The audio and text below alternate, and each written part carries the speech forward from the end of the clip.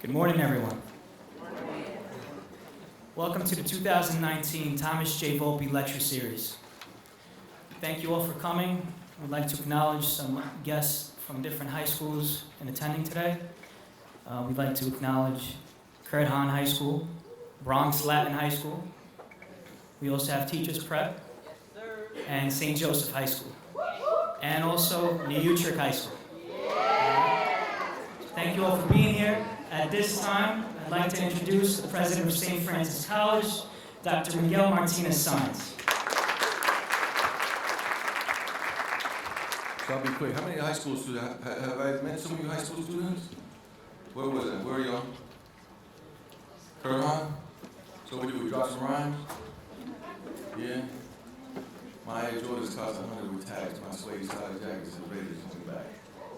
I'm smiling real mean. They about being hurt about being seen. I dropped that rhyme on you? My other Adidas baseball cap matches my free Gucci backpack. You got that right. Ain't nobody looks as good as me.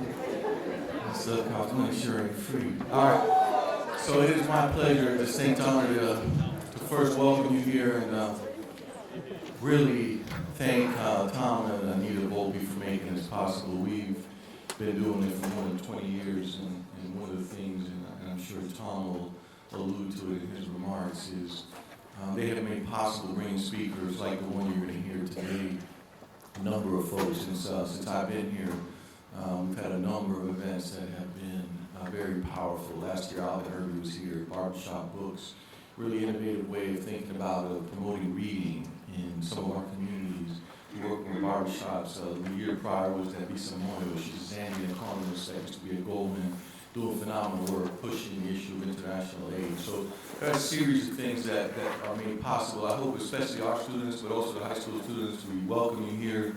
This is an opportunity that you may not get in your school. So really listen deeply to what you're going to get, because there are always going to be gems coming at you. And I think, again, incredibly important, and we're grateful for your presence. So with that, I will introduce Tom Volpe, who will introduce Charles Smith. Thank you very much.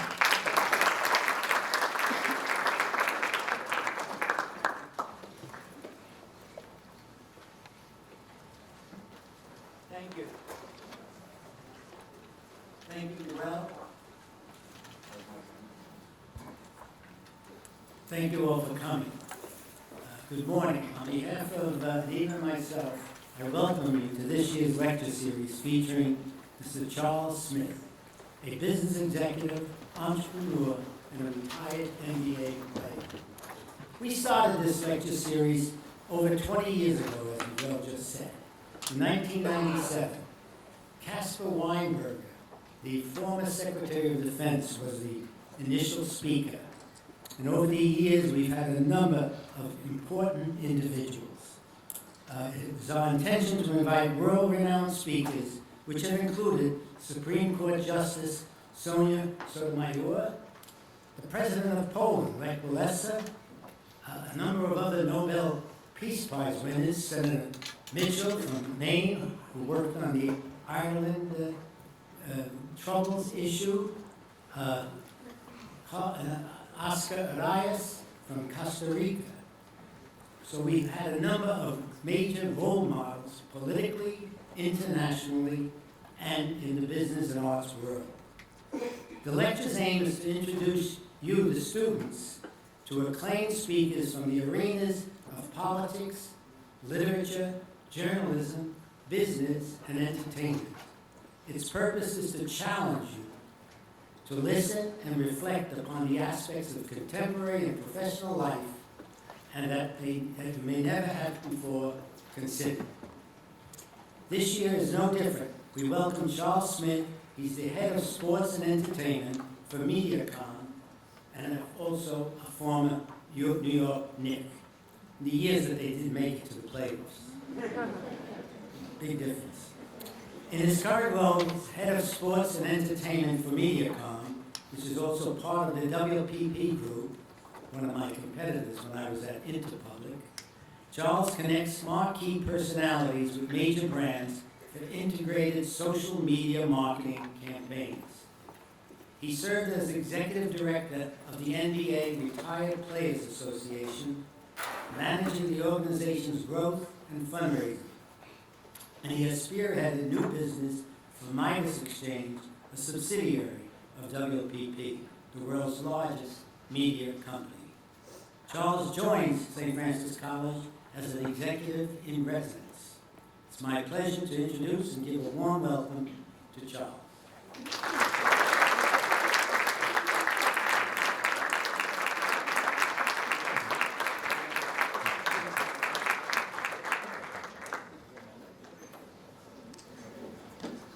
Right. I understand that some of you will be leaving by 12. You have classes. I'm glad that you're here, and I hope that by the end of this lecture that I give, that all of you question yourselves on really being about the betterment of you. My lecture today is about being a global ambassador, and I'm going to share some experiences with you. I took a couple of notes here on my phone that I'll just kind of check on periodically. But to kind of start this thing off, when you look around the room, a lot of times you want to identify and kind of find some commonalities with people that you talk to on a day-to-day basis when you meet people. Just a quick show of hands, and let me tell you, I am the worst at being a talking head, like just talking to you. I like engagement, because I feed off of that when I speak. I like to move around a lot, so I'm going to ask all of you just to show me your hands. Everybody who wants to get ahead, everybody who just tries to push ahead and do better in life, raise your hand if that's you. Okay, that's everybody in the room. So we have something in common. We all want to get ahead. Now, when I travel the globe, and I'll get into that a little bit more, you tend to realize what it is to be a global ambassador. A lot of you are part of teams, or a lot of you are part of some groups at your schools, and I always like to find out, another show of hands, who is sitting next to a friend of somebody that they came here with, a close friend? If you're sitting next to a close friend, raise your hand. All right? Some of you are not friends. Okay. All right, it's all good. So the reason why I asked that is I kind of coined this phrase of the definition of a global ambassador as a person who willingly wants to engage in someone else's culture through their dance, their music, their food, their history. How many of you meet people and you want to get engaged? Meet people of another culture and you want to get engaged? Great. That's me. I love meeting people. I love to learn new things about people. You actually find out more about yourself the more you engage and meet with other people from other cultures. So, bear with me for 1 second. We're going to do this very quickly. I want you all to stand up. It's going to be very quick. And I want you to form, just in little circles where you are, form groups of 5 or 6. Just in little groups, section it off. Little groups, really quick. I want you all to hold hands. Really quick. Oh, everybody hold hands. Form little groups. 5, 6, 3. If it's 3, doesn't matter. Everybody hold hands. Come on, guys. Let's do it. Let's do it. Close the circle off. Hold hands. Come on. Really quickly. All right, so listen to my instructions. Listen up. Listen up. I want you all in the group, just these 3 simple things.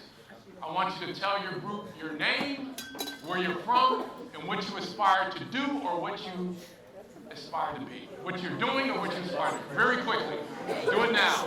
Take 3 minutes. Okay. Thank you for bearing with me for that period of time. Just got got the 3 new future executives that just came in. All right. Thank you for bearing with me. That was an exercise with a purpose. Now, when you're talking about being a global ambassador, you have a choice. You can either tolerate somebody or you can accommodate somebody. And in today's world, if you look around the room, it's very diverse. You look at the companies, you look at all the technology, you can talk to anyone from any culture at any given time. The world has changed. Your neighbor is in Malaysia because you can talk to them right now if you wanted to. Your neighbor's in China, your neighbor's in India. You can talk to anybody at any given time. You can communicate with anybody.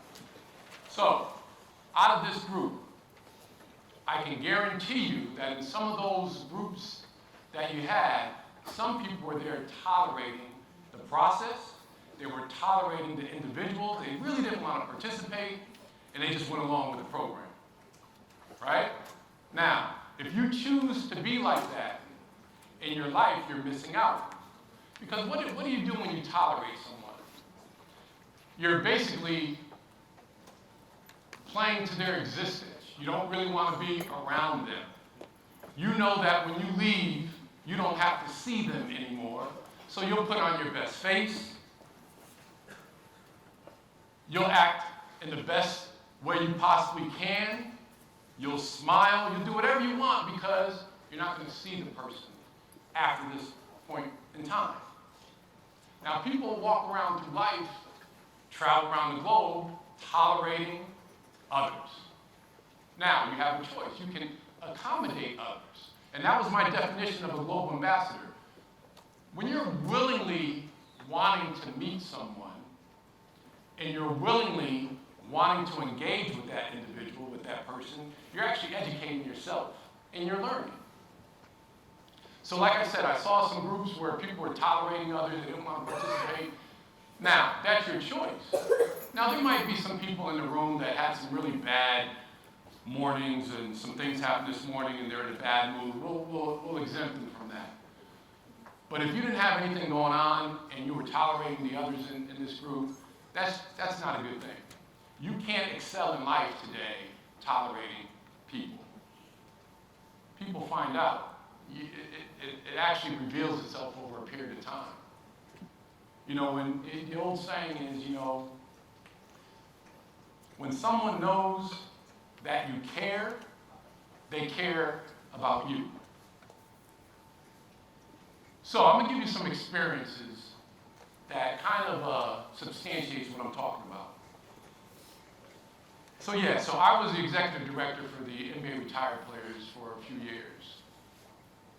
And then I left and I started a global company. I started taking former players around the world, playing in exhibition games.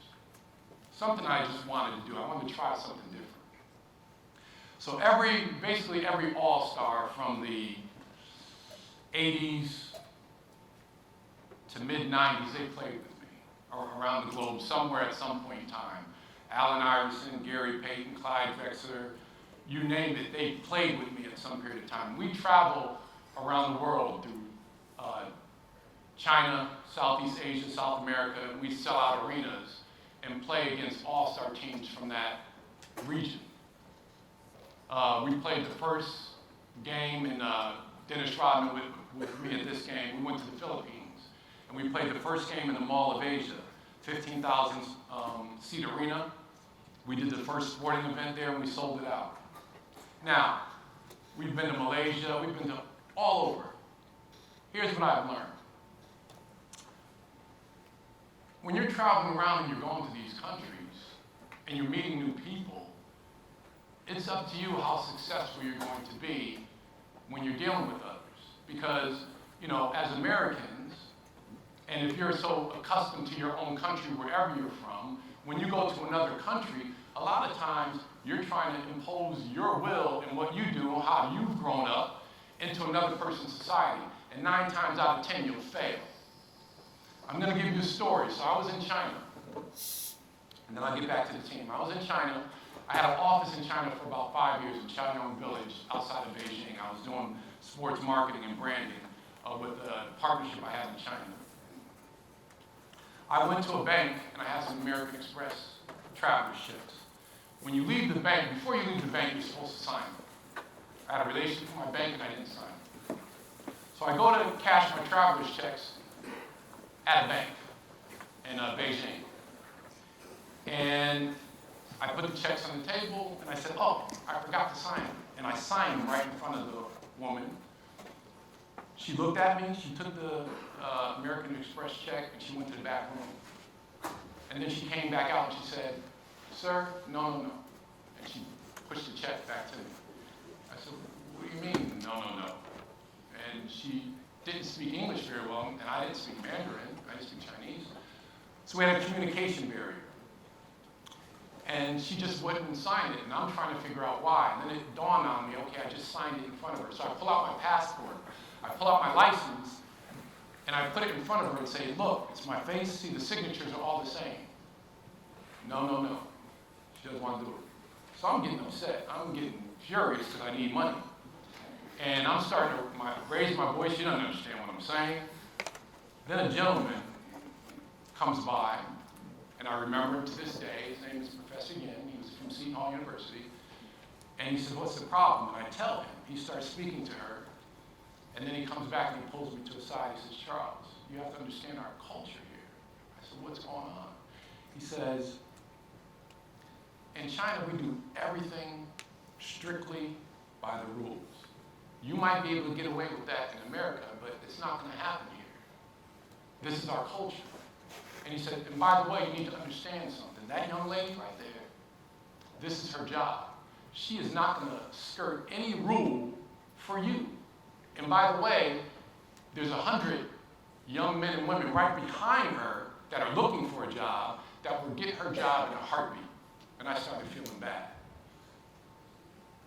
Because here I was getting upset, not understanding the culture, the dynamics, and I'm trying to impose my will on what I can do here in the United States to somebody in another country.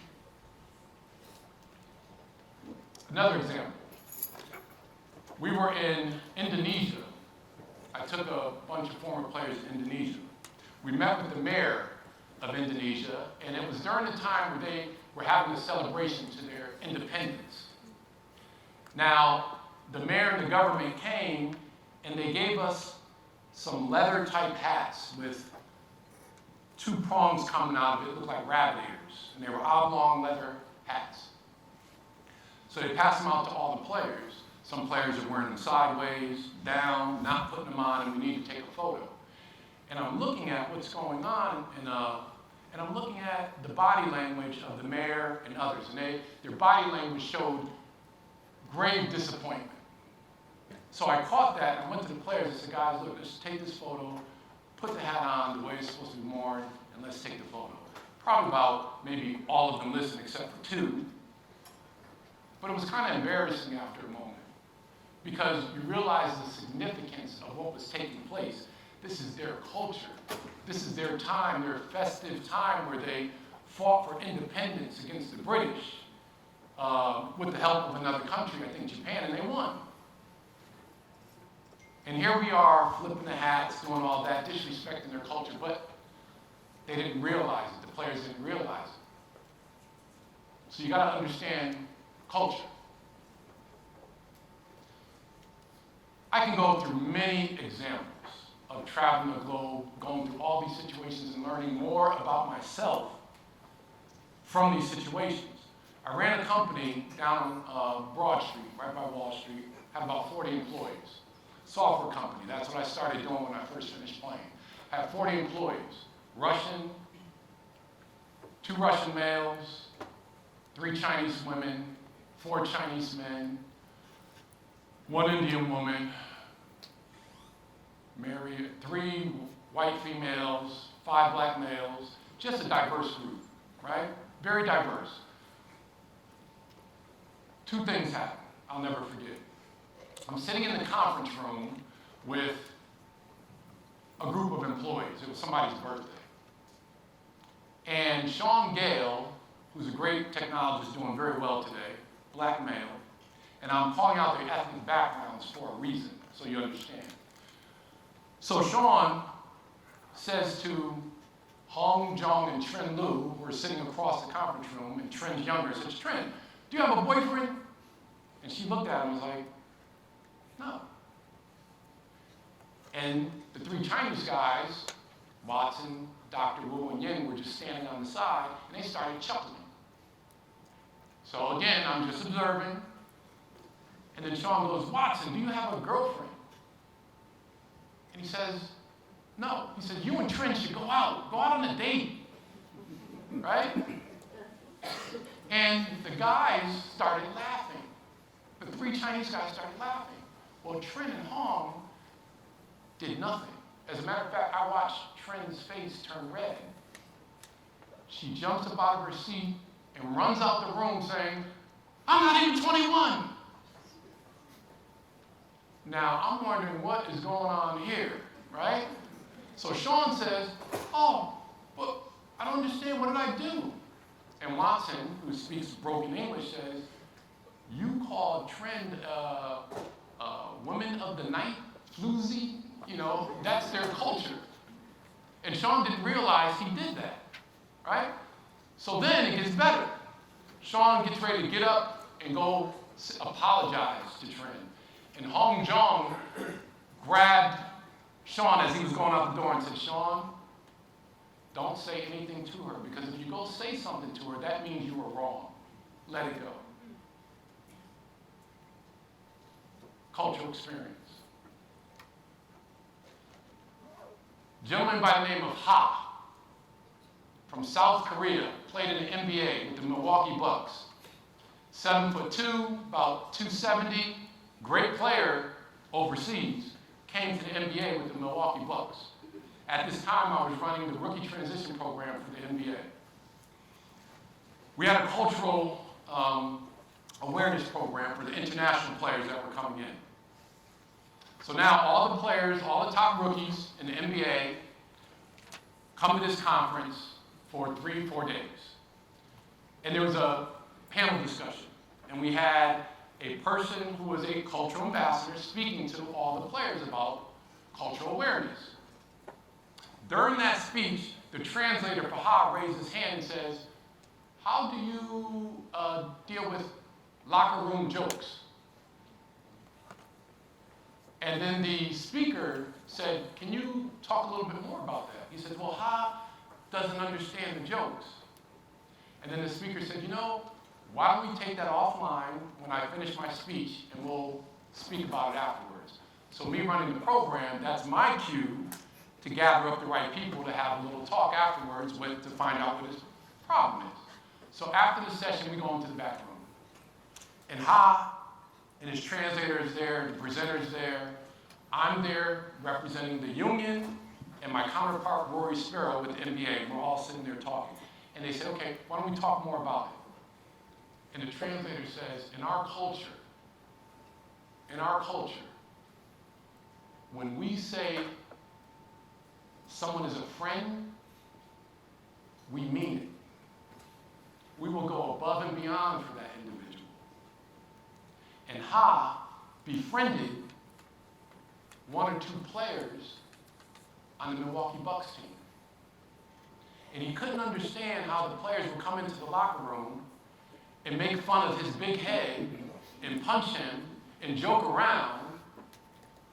It hurt him to the core where he couldn't even perform. He wanted to get out of Milwaukee. He didn't want the NBA anymore. Culture. Think about all the people that you're around on a daily basis from other cultures. How do you respond? What do you do? How do you deal with them? You may not know that you're hurting someone when you really are. The one thing I've learned, never tell jokes when you're around a very diverse group from other backgrounds. You tell a joke with 10, 12, 15 people from other countries, somebody's getting offended. Somebody will be offended. I learned over no jokes. Here's a fun fact. 40 people in my office, all different cultures and backgrounds. What do you think we ate for lunch when we all ate together? Anybody got an answer for me? Some people don't eat cheese and dairy. Salad can work, but I'm talking about a full meal. That's a little side salad. What food, what cuisine would we eat? You can eat rice, but that's a portion. Again, that's a side dish. Chinese food. Everybody can eat Chinese food. So we would always order Chinese food. And one of the young ladies would order this kind of vegan cake that was really good. And that would be, anytime it was a birthday, anytime we got together, we knew we were ordering Chinese food. So with all these things that I'm talking about, it's all about culture, being an ambassador. How do you feel within your own culture when people disrespect you? It's 10 times magnified when it's someone from another culture, not yours. It's magnified like 10 times because they can't come to grips or grasp the dynamics of where it's coming from, why you're insulting them. So they spend a lot of time to try to figure it out.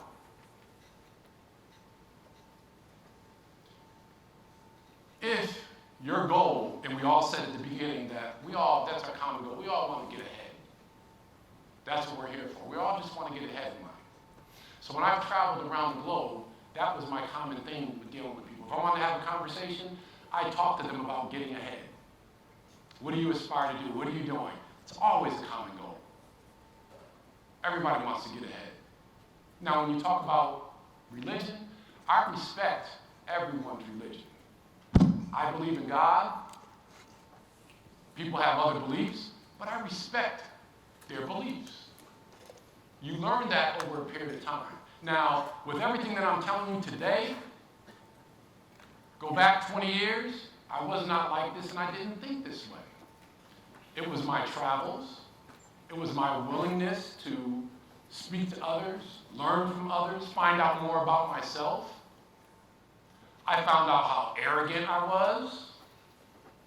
I found out how selfish I was.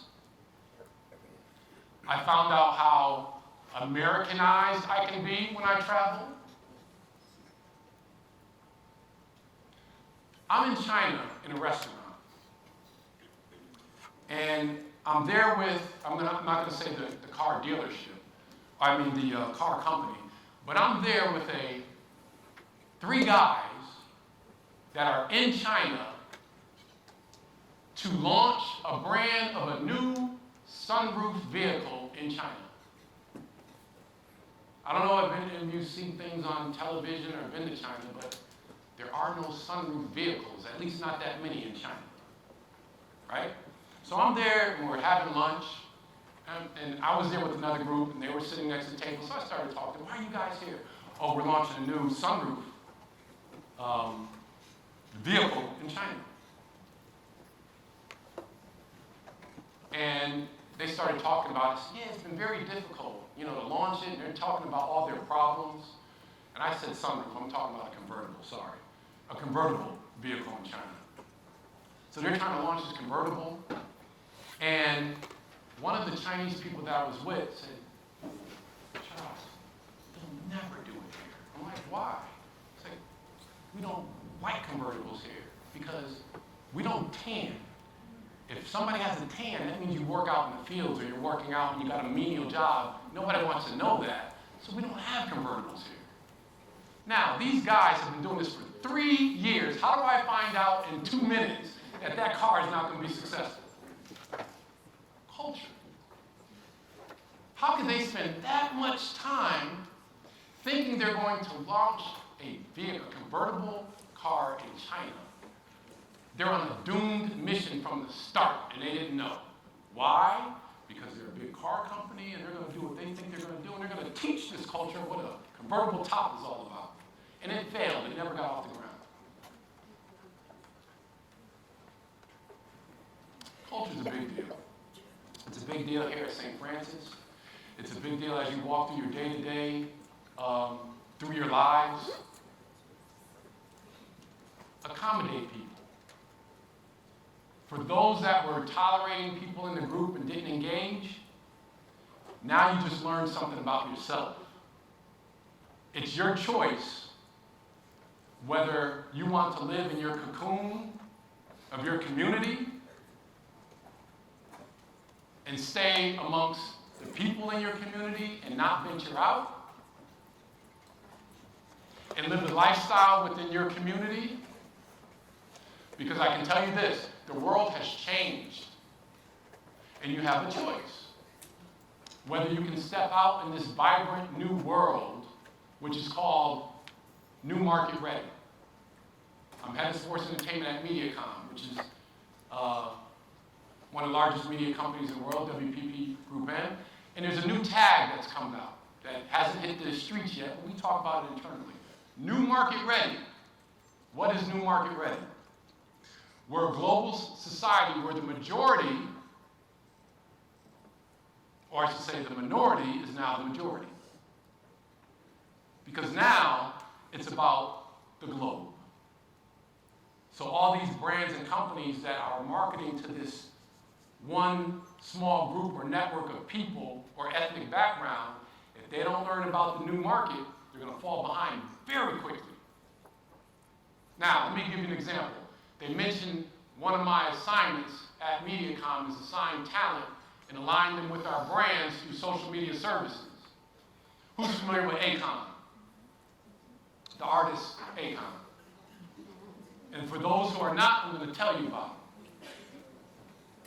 him. Akon is a music artist who is a global citizen. You really haven't heard from Akon until recent, but he kind of vanished for about 10 years. Haven't heard any new music from him. What Akon did over the last 10 years, he was traveling the globe. And he did something very tremendous. And I had no idea how many people Akon gave their start into the music industry. I had no idea. Lady Gaga. I mean, the list just goes on and on of top artists that he helped them get into their music careers. So he traveled the globe over the last 10 years because he had an idea. He said, I want to start the world's first independent music label.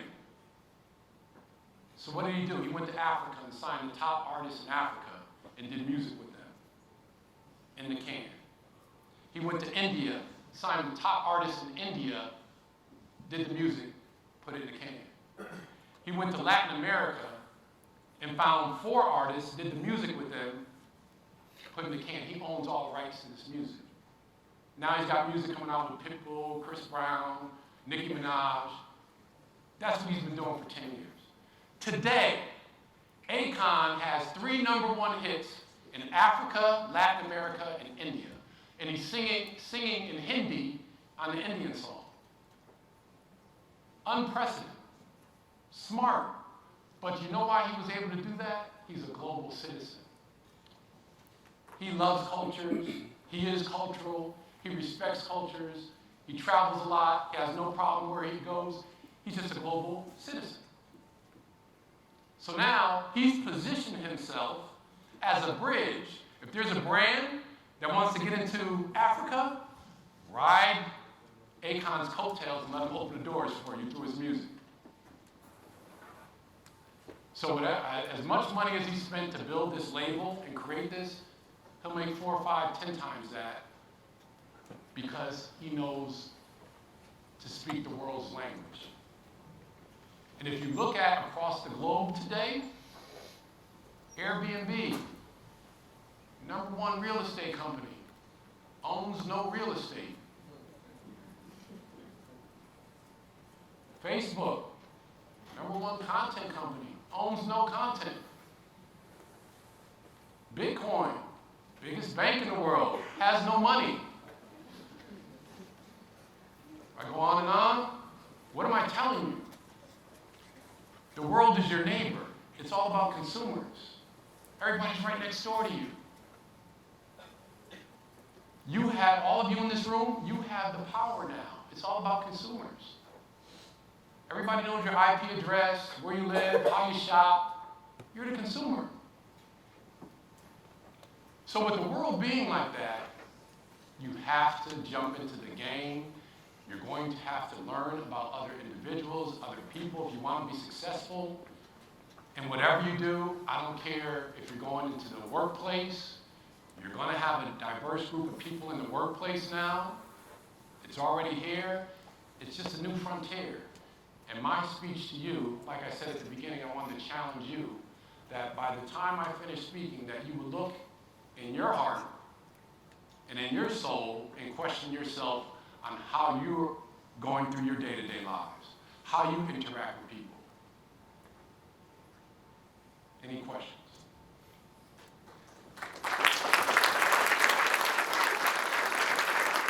I got about 10 minutes remaining, and they asked me to make sure, I had to cut what I was doing short, but just to make sure that I got some questions, answer some questions for you. Anybody, questions, just raise your hand. Right up. So you said that Before you ask the question, we'll have a microphone come to you. All right? Thank you. Well, I can hear them and I'll repeat it so that we get more questions if you can't move across the room. You want to give the microphone to the next person? Anybody has a question? Here, is the microphone here. David? There's a question here. And then you give it to the gentleman in the back. What's your question? All right, so my question was, right, you see you travel to multiple countries, so do you know like any other language besides English? No. And what I do know, and take this very seriously, I speak a physical language. And I'll explain it this way. I grew up in Bridgeport, Connecticut, right? And you hear Connecticut, you think, oh, that's nice. No, do your Google Bridgeport. But I'll tell you this.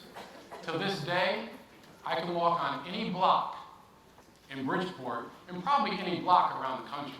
And I'm talking about the hardest hoods. I can walk into any hood and feel comfortable. And I can leave that and go have a board meeting at MediaCom and present at the product board meeting and feel comfortable. So it's a communication of a physical language, eye contact, letting people know you care, dealing with people in a way that I've learned over a period of time. So I might not speak their language audibly, but I speak their language physically. And I try to do that wherever I go. Sometimes I need to be a little bit more, I can't get away with being 6'10". I'm always going to be 6'10", and I'm always going to have a peanut head. You know, can't get away with that, right? But I'll tell you, sometimes my presence, I can tell when it's too strong, and I need to back up, or I need to sit down, or I need to lead from behind. I've learned that over a period of time, so I hope that answers your question. I don't speak any other language. Can you get his microphone to somebody? Anybody else have a question? Over there? Yep, go ahead. Why is Chinese food the most important to eat? Okay, Chinese food is not the most important to eat, but it's a food that everybody from different cultures can indulge in. Why? Because it's a lot of vegetables. So if somebody doesn't eat meat in the room, you can still eat. If somebody doesn't eat cheese, there's still Chinese food that you can eat. So all the dietary conditions or needs of others can be met with that one cuisine. That's why we can all partake in it. Next question. Right. You said when you went to It doesn't matter. I'll you get said it when ready. you went to, I think, China, and you told you handed something American over to Express check. Yeah. Well, what was it? What did you do wrong? What I did wrong was I signed the check in front of them, where before you leave the bank, you're supposed to sign it. So I signed it in front of them, and she saw that. And that little thing, and it's a good question, as little as we think that is, it's a big deal to a person that has to follow rules and regulations, right? Microphone here. Next. Great. Good afternoon. My name is Kanal. Hey, come on. I wanted to know, in this trade that you practice as a businessman, you're a businessman, correct? I think so. I tried. What are some key things that I should take as if I wanted to follow this trade because I want to become a business administrator when I grow up. Okay. So the key things to take, you whatever you want to do. I've done this with my sons. Find a career path that suits your character traits and who you are as a person. Because if you do that, you're following a passion and it won't feel like work. Now let me give you the color behind that. My oldest son is a social butterfly. People love him, he loves people, always partying, always here or there. So he found a craft, a job that suits his personality, which is sales. So he works for a bank in San Diego doing sales. He has a little budget. He entertains all the time. Fits right with him. My other son, anybody into social media, raise your hand. Follow social. Anybody heard of Chaz Smith? So Chaz Smith is my son, and he does a lot in social, all the time. It's a hard job. He's up 24/7. I was just with him in LA. Let me tell you, he says, Dad, look how much money I made this year. He pulls out his phone, and I'm looking at it. I'm like, that's why you don't ask me for any money. He made more than my base salary at MediaCom this year. That's how well he's doing. And it's so funny because he's one of my sons that found a craft that you have to be authentic to go on social. You gotta be able to share your soul, share your heart, and share yourself. He doesn't mind doing that. He's been like that through his whole life. So it suits him. It's not like work, and he makes money. My other son knows the king's language. Some of you in here might be process thinkers, meaning that you're successful at following the rules, law, architecture, art design. You can follow the footprints and the maps of getting things done. That's my third son. He would always correct me if I said something grammatically wrong. At a young, he was always like that. So he's been taking Chinese since age 9. He's a sophomore in college studying Chinese and finance. He found something that suits the way he thinks and who he is. So find a career path that suits who you are before you say, I just want to do this. You can do it, but I'm just giving you a little advice. Now, how do you do that? Really quick. Get 5 people who are close to you to tell you 5 adjectives that describe you. 5 people, 5 adjectives. Get those 5 people to strip it down to 3, and then strip it down to 1. You'll have 5 adjectives. 2 out of those 5 adjectives will be the same. That's who you are, right? The second thing you do, find out why your friends are around you all the time. That'll tell you a lot. And then find a career path with that. Next question. I admire everything you've said. Can you tell me, please, how does being an executive in residence benefit students? Well, here's how I try to benefit the students. I've spoken to, just like the young man who asked me the question a little while ago, I try to share my experiences, obviously, because I was a student. I do connect with your generation very well because my sons are your age, and I have 4 boys, and I have great relationships with them, and I'm always guiding them, and they, to get to a point with a son or a daughter where they'll pick up the phone and call you to ask your advice is a big deal. Because I was in their seat, and I was in your seat, and as young people getting older, you get to a point where you think you know it all. I was in that seat, and I thought I knew it all, and I didn't listen to people. But to try to develop that relationship, that's what I understand about you. So I love talking to all of you. I've been giving out my email address. Some of the students have been emailing me, asking me quick questions, and it might be 3 days, 4 days before I get back to them, but I'll go to that email and look and ask them questions. I've seen students in the hall since I've been here. Mr. Smith, hey, can I ask you a question? And I answer it. So, I'm here to help, not just with you as individuals, but to help the school overall. I don't know whether Ida's here, but we got a nice program with her students. I've arranged a program where the students in the media program is now doing testing for software companies before they go to market out of Israel. And we've been doing that.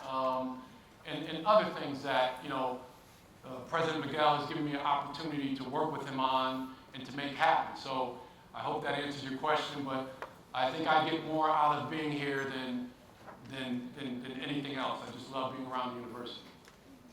Any other questions? What was the biggest difficulty you had to overcome, and how did you overcome it? Good question. So being a professional athlete, I was trained, it's almost like, I'm over-exaggerating, but bear with me. You're trained to like be an assassin. You're trained not to care about somebody. Because when you're playing a sport at a high level, it's just a fine line between making it and the line is even blurred to staying in it. Somebody's always gunning for you. Somebody's always trying to get your time. 40 players go in the league every year and 40 players go out of the league every year. Then there's an international market. So you're always charged up. Always charged up. So, what traits do you get for being a professional athlete? You gotta be selfish, because it's gotta be all about you. You gotta think you're Superman. The moment you think you're not Superman, somebody else can take your spot. So you have to think like that. You have to be selfish. It's gotta be about you. Because you gotta go out there and perform at a high level every night. So it's all between your ears. So to answer your question, I had so many traits that didn't work for me in business that I had to rewire. So I had therapy for about 7 years to rewire myself to understand that was that. That's what I did, but that's not who I was. And I had to come back to being who I was, because it's almost like a military person coming home from the military. When you're in that environment every day, you come back, you got issues. You got to work through them. So, give you an example. When I first started my company down in Wall Street, and this is pretty funny, within maybe a month, I went through 2 assistants and made them both cry. Right? And I couldn't figure out, what am I doing? Why are they crying? I'm only telling them the truth. What are you crying about? We got to get this done. I'm just telling you how it is, right? But understand, my dialogue at that time was sports. Time out, back on the floor. There's no niceties. How's the weather? We have time for that. So my communication style for business was very harsh, but I didn't realize it until someone told me, and I had to make all these changes. So that was the biggest obstacle, understanding how I needed to understand corporate culture and how to deal with people in a different way than I dealt with them on the basketball court. All right? Other questions? Last 2? What made you retire from the NBA? I got old. That's a young man's game. No, you know what? You probably heard this term before, but Father Time is undefeated.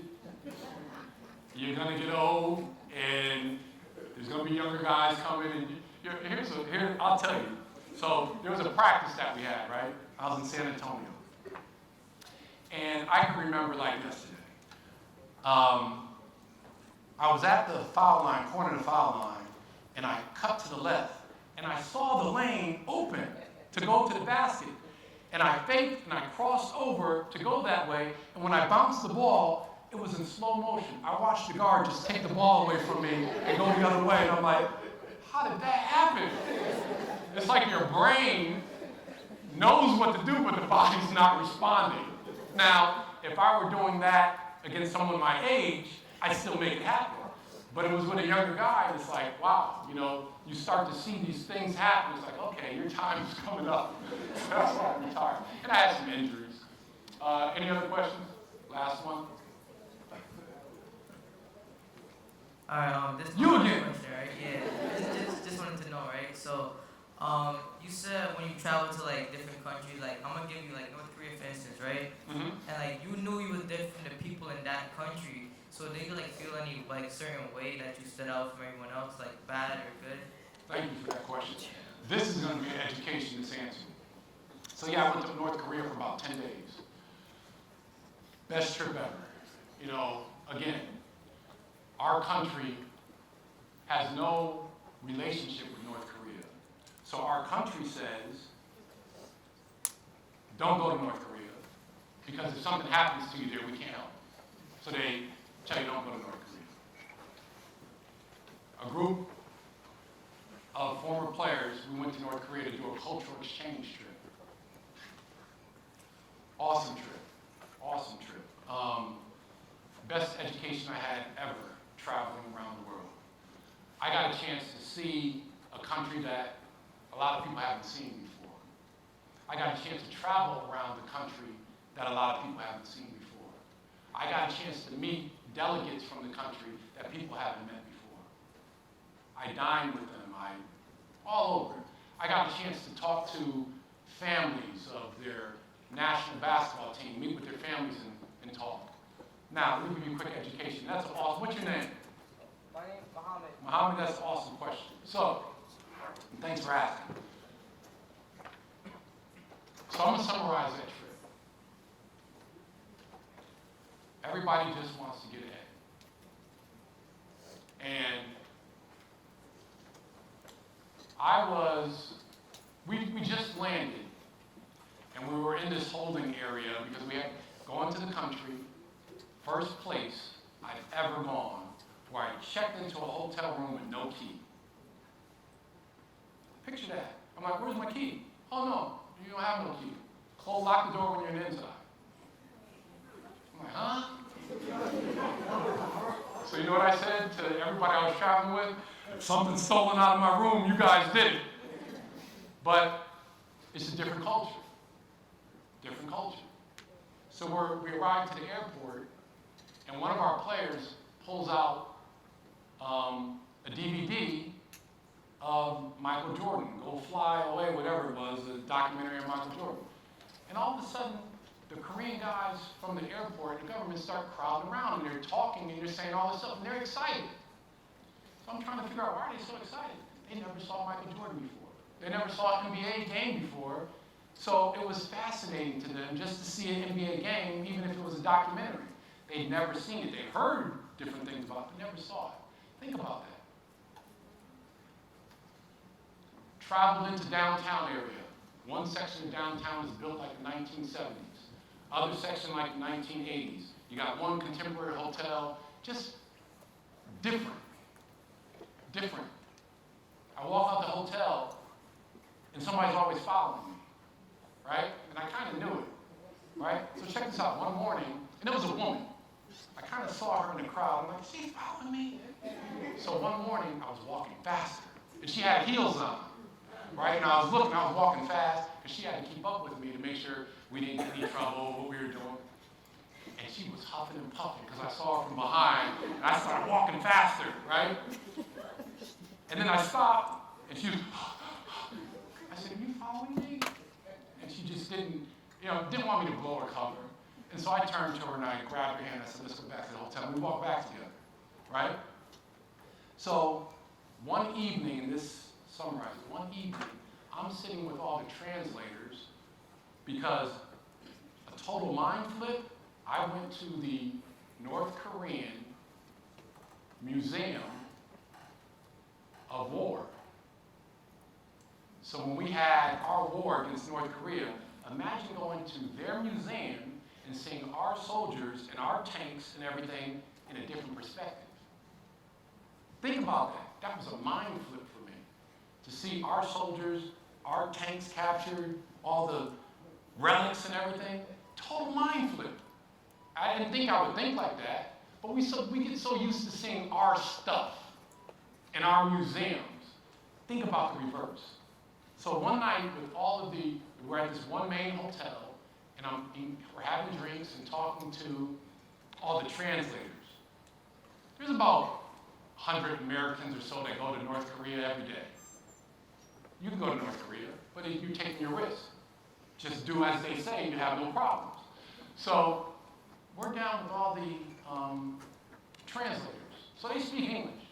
One translator, I realized, the third night, never said a word to me. I'm talking, just one guy never said a word to me. So you know what I did? I sat next to him on the fourth night. Sat right next to him. And I watched him do this. I said, okay, let me see how this is going to play out, right? So I kept talking to everybody, and I saw him, right?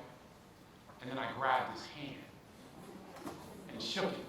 I grabbed his hand, his arm, and said, hey, my name is Charles. And he pulled it away, right? And then I looked at the faces of the other translators. They knew something that I didn't know, and they were like, so it was the air got thick real quick, right? The fifth and last night, the very next night, he came over to me and he sat next to me. You know what he did? He took his finger and he rubbed the back of my hand. This is year 2015. He rubbed the back of my hand as if the color was going to come off. Literally, he did that. And I let him do it. And then he looked at me, and I looked again at the other translators, and they just saw what was going on. And I ignored him at that point and kept talking like it was no big deal, left my hand there, it's okay. And he started warming up, right? When I left, that following morning, he met me at the desk with one of the other translators. He had tears in his eyes, thanking me for being his friend.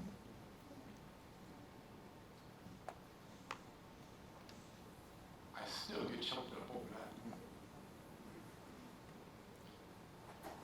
He had never seen a black man before. Now, if I didn't treat him the right way, imagine how he would have felt about black men going forward.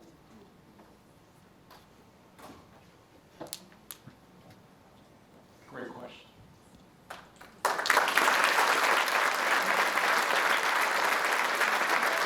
So thank you for listening to me. I hope you got something out of it, and I'm always around. If you see me, ask me any questions, and I'll be happy to answer. Thank you. Please give another round of applause to Mr. Charles Smith. Thank you. Thank you, Mr. Volpe. Thank you, Mrs. Volpe. And thank you, President Miguel Martinez Sanz. And thank you all for coming. Have a blessed day.